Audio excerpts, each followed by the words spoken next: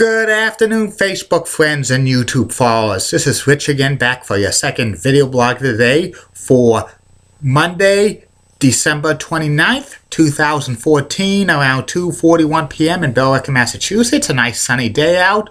Still like above average temperatures, about 41 degrees. That's 3-4 degrees above average, so we're doing good. But tomorrow the bottom's going to fall out on us because temperatures tomorrow might not reach freezing, and it's going to be the rest of the week below average temperatures, but no snow storms in sight. Some news to report: the Chicago Bears fired head coach Mark Trestman after a 5-11 record.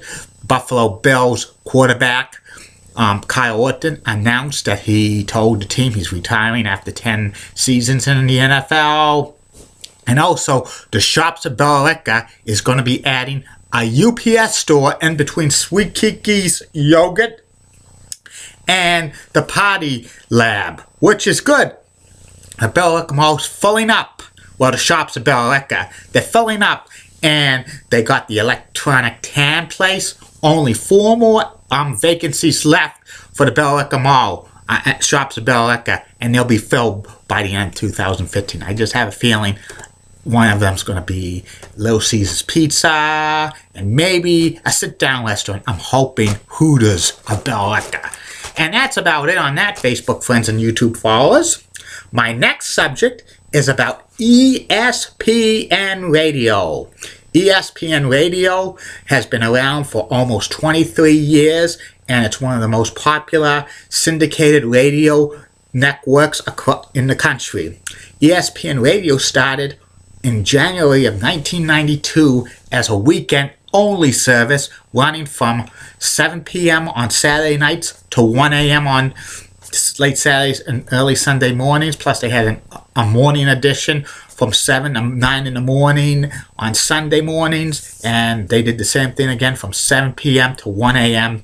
on Sunday nights. And usually the first few years of ESPN Radio, it was basically they did the sports news of the day during Saturdays and Sundays. Some of the hosts were Keith Olbermann and Mike Lupica, and some of the Sports Center anchors of the day, like Jack Edwards hosted a show, Linda Cohen, and a few others.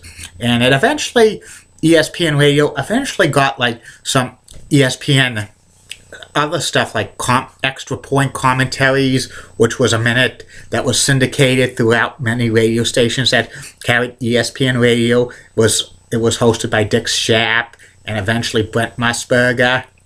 And by 1997, ESPN Radio acquired the rights to broadcast NBA games on the radio.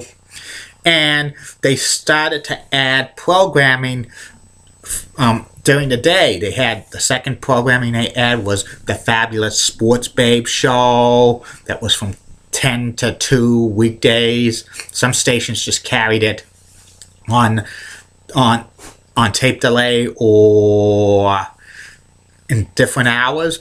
And ESPN Radio was, in 1998, they acquired the rights to broadcast Major League Baseball games on the radio from CBS Radio Sports. So they were growing and they were continuing to add more and more programming. They had a late night talk show called Todd Wright All Night. And also in the morning times, they had a morning drive radio show from 6 to 10, originally hosted by Tony Bruno and Mike Golick. But in 2000, Mike Greenberg, a Sports Center anchor, took the place of Tony Bruno, and it was eventually called Mike and Mike in the Morning, and that was the signature radio show for ESPN Radio, which eventually got simulcast by ESPN News, and now ESPN2 from 6 to 10 in the morning.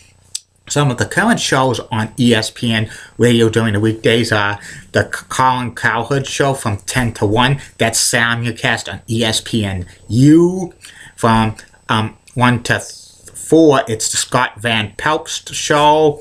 And also Ryan Russillo, which is pretty good. They have like the Freddie Coleman Show from 10 p.m. to 1 in the morning, and other shows throughout the day, which is pretty good. From 1 to 6 in the morning, they repeat Sports Center all night from 1 in the morning, then we do it 2, 3, 4, 5, and it's 5 hours of it. On the weekends, during the football season, they have the Mike Tirico show, which he interviews NFL players and stuff like that. That's during the football season. They also have the Chris Mortensen report during the football season. They have the Sporting Life hosted by Jeremy Schaap. And they also have the Bobby V show, Bob Van Valeno, on late Saturday nights, early Sunday mornings. And sometimes they might have Chris Berman on ESPN Radio and stuff. And ESPN Radio is on XM Satellite Radio and Sirius Satellite Radio. They have so many affiliates throughout the country. They actually own 4 radio stations. New York, there's one in New York, Los Angeles, Chicago, Dallas. Plus they have 2 others they operate. One in Boston, WEEI 850, and I think one's is a second station in New York. And sometimes sports radio stations that are in big markets overnight carry ESPN Radio, and on the weekends on major holidays. And you could also listen to ESPN Radio on the internet as well, espnradio.com. I like listening to ESPN Radio. They have a national perspective of all the sports and stuff. And in addition, ESPN not only carries NBA games and Major League Baseball games, they carry the Bowl Championship Series and selected regular season games of the NCAA men's games, their specials and stuff.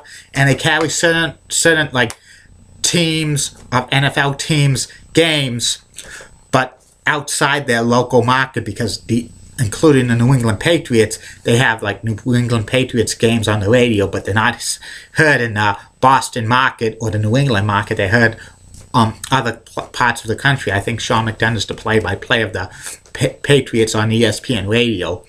And that's about it on ESPN Radio. And I'll be back later, Facebook friends and YouTube followers, with my third and final video blog of the night, which will be about former professional wrestler and former AWA World Champion Rick the Model Martel. This is a continuation series of the greatest French-Canadian born wrestlers of all time. And I hope you've been liking these video blogs. I love doing them. I'm doing one today from like the dining room of my house. And see you later, Facebook friends and YouTube followers. Bye now.